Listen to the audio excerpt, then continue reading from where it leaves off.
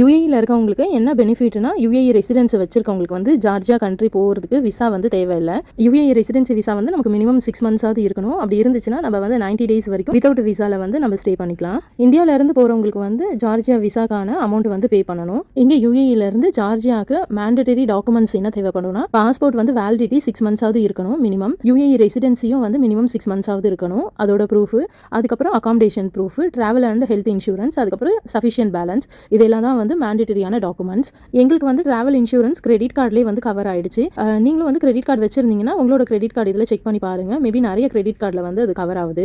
இங்கே இமிகிரேஷனில் வந்து passport check பண்ணாங்க, யுஏஇ ரெசிடென்சி ப்ரூஃப் கேட்டாங்க. ஸோ அது மட்டும் தான் அவங்க வந்து செக் பண்ணாங்க. டிராவல் இன்சூரன்ஸோ இல்லை எவ்வளோ நீங்கள் வந்து கேஷ் வச்சிருக்கீங்க, எத்தனை நாள் ஸ்டே பண்ண போறீங்க, அதுக்கப்புறம் ரூம் வந்து புக் பண்ணதுக்கான டீடைல்ஸ் எதுவுமே அவங்க கேட்கல. ஜஸ்ட் பாஸ்போர்ட் செக் பண்ணிட்டு யுஏஇ ரெசிடென்சி ப்ரூஃப் செக் பண்ணிட்டு இமிகிரேஷன் முடிஞ்சது கிளம்புங்கன்னு சொல்லிட்டாங்க. அவ்வளோதான், ரொம்ப ஈஸியாக வந்து இமிகிரேஷன் முடிஞ்சிடுச்சு.